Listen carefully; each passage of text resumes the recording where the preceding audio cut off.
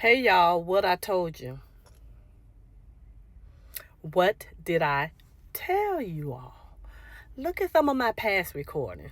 I told y'all this situation between Todd and Kandi was going to get stink. I was talking to someone and they told me, oh no, sometimes people just want to get divorced and they want to keep it amicable and go on about their little business and do all that stuff. And I said, when it come down to them dollars, that break a strong man down. And let me tell you, the problem with Kandi and Todd's relationship initially is that the woman was in a more authoritative position going into the relationship. So the traditional balance was off. And that's part of the problem. Todd, in my opinion, for whatever it is worth, he wanted the money, because who doesn't want money? You know what I'm saying? But come on now. But what came along with that money being a second seat instead of the first seat in the relationship, people noticing Kandi and looking up to Kandi and all of that when he is the man, he didn't like that. It started out, like any new relationship. Okay, I can deal with this. I can rock with it. I can work with it. And then eventually it gets old. Especially when you have an alpha woman like a Kandi. And a Kandi that love her money. Money is funny in any dynamics, in any relationship, whether it's husband, wife, sister, brother, cousin, mama, daughter, mother, son, grandmama, children. It don't even matter. The almighty dollar break up the strongest relationships. And it's true. Next to cheating, and it seems like they had both of them going on in their relationship. Their relationship had a hard time making it work. I'm personally surprised that it made it the 11 years it did. But now let me tell you something. I told people that many moons ago. And I knew when those restaurants started breaking down and Kandi was getting sued. See, Kandi don't have that kind of drama in her relationships. Nothing I've ever heard about any dude she was dating when she had any type of monetary issues. Just herself. I never heard she had any monetary issues. But when stuff like that started hitting the TV, when she was being sued and stuff, she ain't that kind of girl, I don't think. I think she liked to keep her business. And she liked to handle her stuff. But Todd, of course, wanted all these restaurants. And honestly, I remember I was a Real Housewife of Atlanta fan for the longest. And when I tell you that Kandi was never really about that life. She does what she does. Her acting, her singing, and stuff like that. But these restaurants was Todd idea. And Todd was going crazy. Y'all remember he was going to do a little Mexican spot with tacos and stuff one time. And she was like, and they walked us through it on the show. Y'all remember? And Kandi was looking at him like she be looking with them lips twisted. Y'all remember he was going to renew and remodel this restaurant. He was going to turn into a little Mexican spot. I felt like he was moving too fast. And my biggest thing, we all know when you're in a relationship for over 10 years, it's a whole different dynamics when it comes to that. Because now you're entitled to more. You're entitled to that Social Security. There's a lot of things you have gathered and gotten together as a couple. And things just get real funky. And when that money get funky, when a person love their money, like most people do, that relationship gonna get funky. And that's pretty much what it was.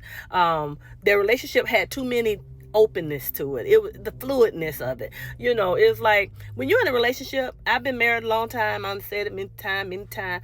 Okay, I love my husband.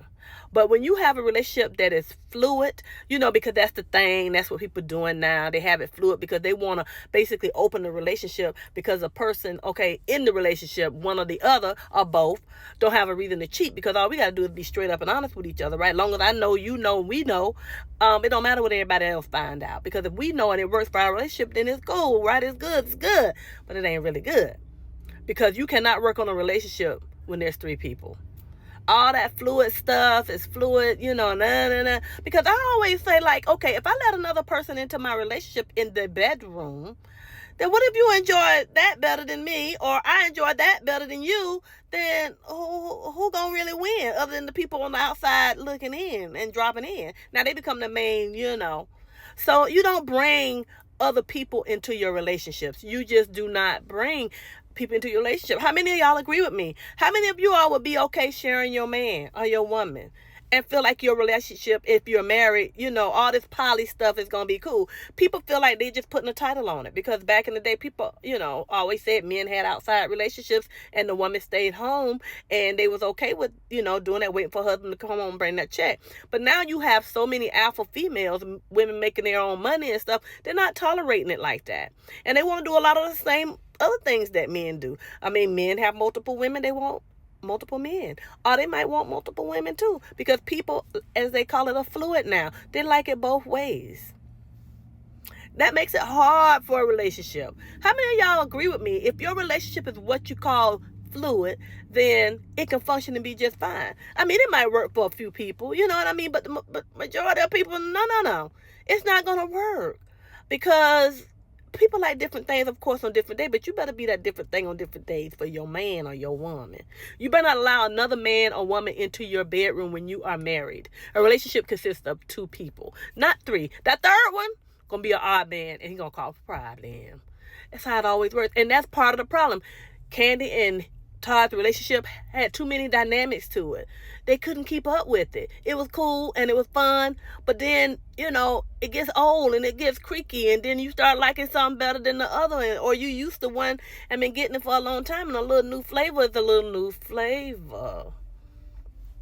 So I don't know. I just think they had so many dynamics. Of course, mother knows best. Mother Joyce was telling Kandi all along, hey, it's not a good relationship. It's not, he's too much like his daddy. He wants your Monday.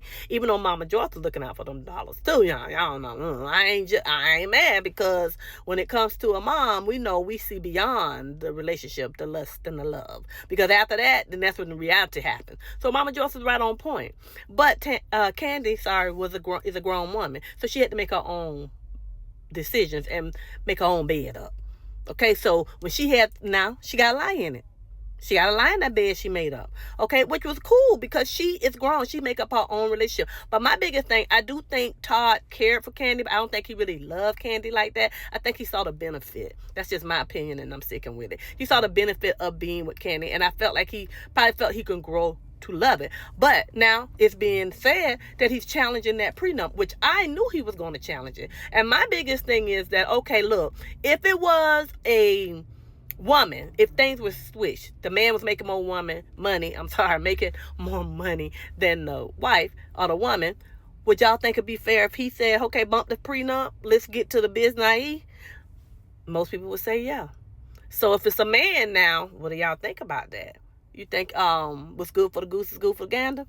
I don't know. I just think that they had too many dynamics floating in their relationship. Not to mention Mama Joyce probably been in her ear, friends in her ear. And then it was always said, because I'm in the A too, that, Todd liked the little strip club. Let me tell you something about the strip clubs.